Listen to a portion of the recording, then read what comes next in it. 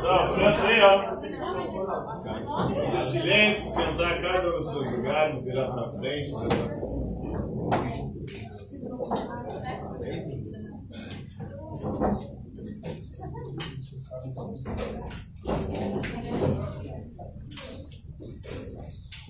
E hoje a gente vai entrar no racionalismo moderno.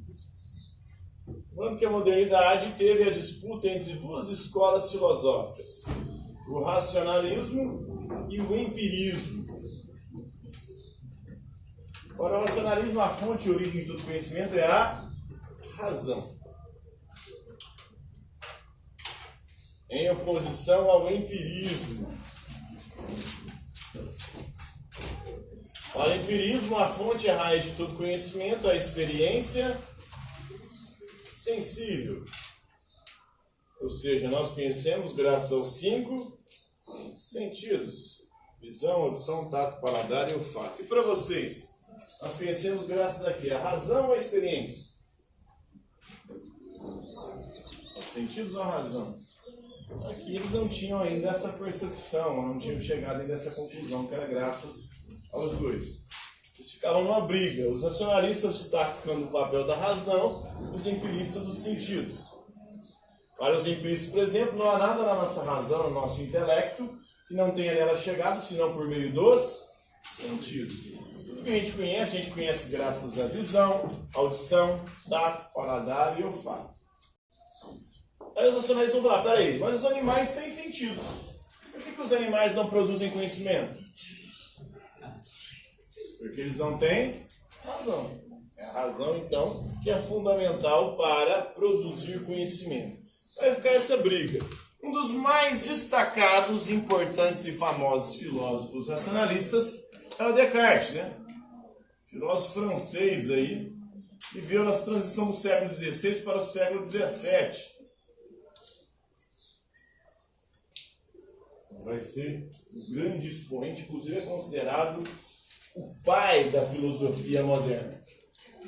E o Descartes vai elaborar algumas teorias aí que acabaram influenciando todo o pensamento ocidental e a própria ciência ocidental. A começar pela dúvida metódica.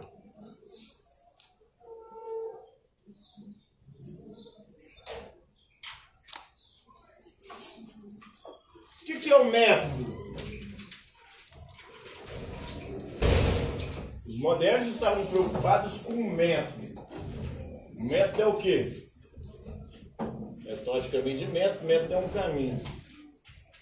Qual que é o caminho certo e seguro para se chegar a um conhecimento verdadeiro?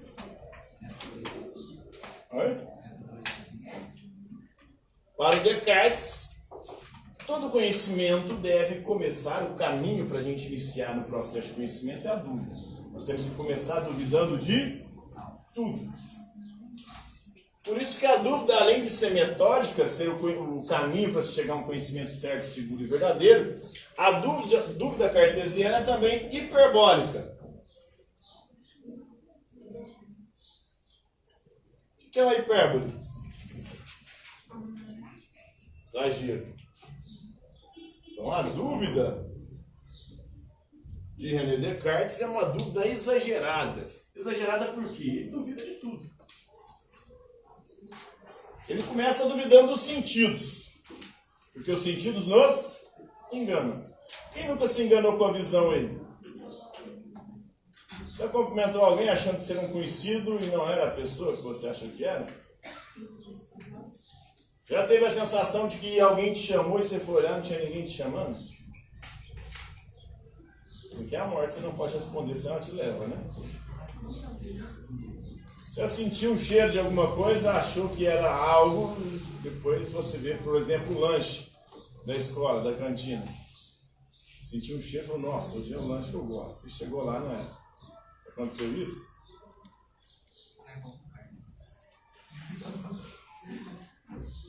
O paladar também é passível de engano e a indústria alimentícia descobriu isso.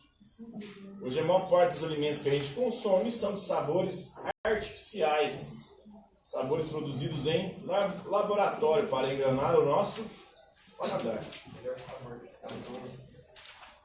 Melancia? Melhor sabor artificial? A gente não gosta, né? Melancia. Chiclete de melancia. Trident. Vamos.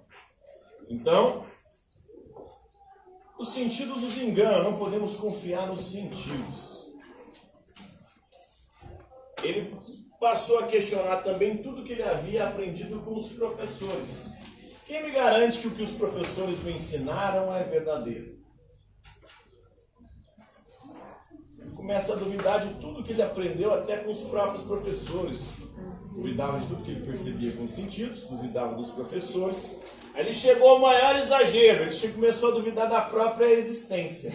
Será que eu existo mesmo? Quem me garante que isso aqui não é um sonho? Ou não é um pesadelo, né? Porque na escola só pode ser um pesadelo. Muita coisa boa para sonhar, vou sonhar que estou na escola, que merda. Sonhar que eu estou num lugar melhor, mais agradável, para ser sonho, né? Então, quem me garante que eu existo? Quem me garante que isso aqui não é um sonho? Quem me garante que não há um Deus ou um demônio me manipulando como uma marionete, fazendo acreditar que isso aqui é real?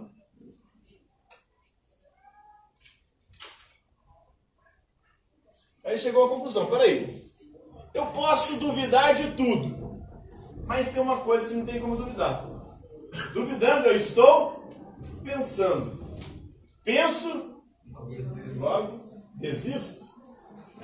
Penso, logo existo. Então, da dúvida metódica, ele chega a uma conclusão. Penso, logo sou, ou logo existo. Famosa frase aí do Descartes. Ele duvidou de tudo, ele usou a dúvida como um caminho para chegar em algo indubitável. Não tem como você duvidar do pensamento. Porque duvidando você está pensando. Pelo menos o seu pensamento existe. Pode ser que seu corpo não exista, mas seu pensamento existe. Pode ser que seu cérebro esteja numa cuba ou numa matrix. Mas você está pensando, o seu pensamento é real. Pode ser que todas aquelas experiências do seu pensamento não sejam. Mas o seu pensamento é real enquanto você pensa.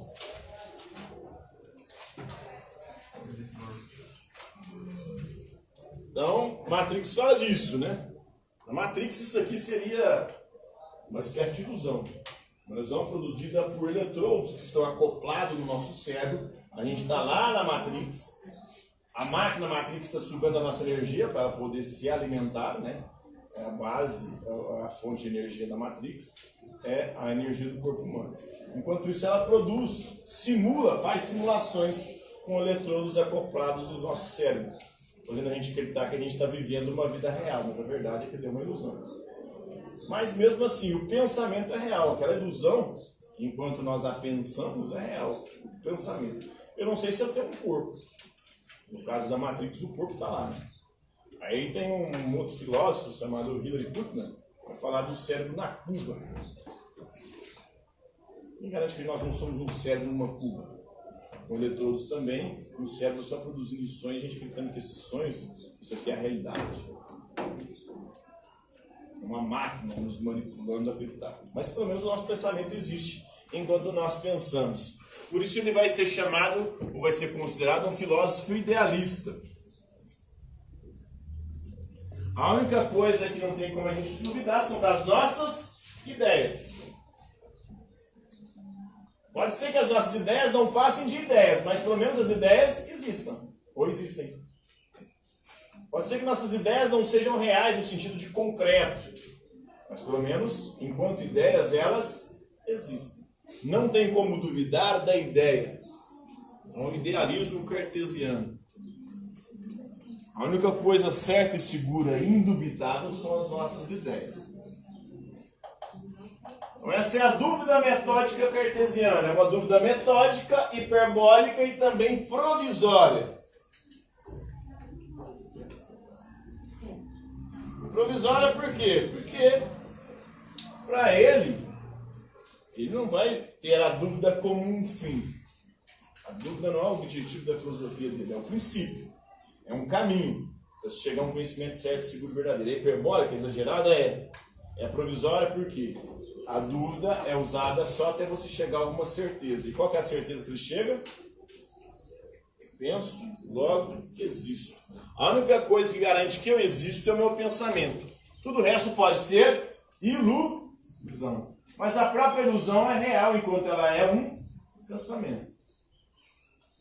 Pensamento não tem como duvidar. Você pode duvidar que existam corpos, coisas materiais. Mas o pensamento não, porque enquanto você duvida, enquanto você se ilude, você está pensando. E o pensamento então existe. Explica o dualismo cartesiano. Para ele existem dois tipos de substância. Na realidade. Uma que ele chama de res cogitans. O que é a res cogitans? É o pensamento. São as ideias. Esse é indubitável. E a res extensa. São as coexistências, as coisas materiais. Essas já não dá para ter tanta certeza de que elas existem. Mas para o Descartes existem. Nós mesmos somos seres dotados de res cogitans e res extensa. Nós temos um corpo e temos uma mente que pensa. Pode ser que o nosso corpo não seja real, mas a nossa mente existe porque nós pensamos. É o dualismo.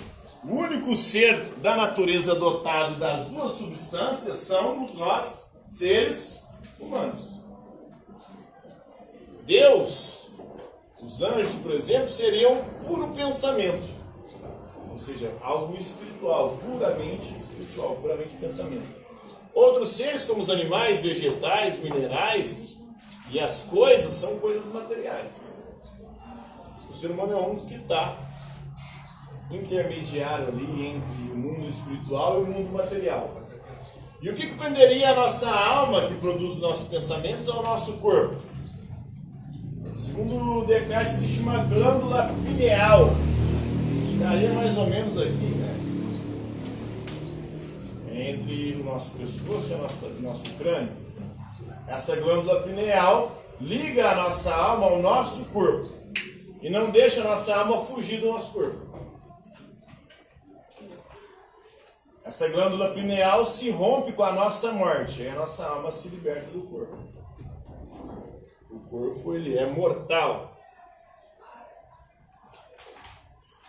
E a alma é algo espiritual. E o que produz pensamento, segundo Descartes? A nossa alma. O nosso corpo produz sensações. Então esse é o dualismo cartesiano. Duas substâncias, res cogitans e res extensa. Res cogitans é o pensamento, res extensas são as coisas extensas ou materiais. Acabou o horário? Por hoje é isso aí.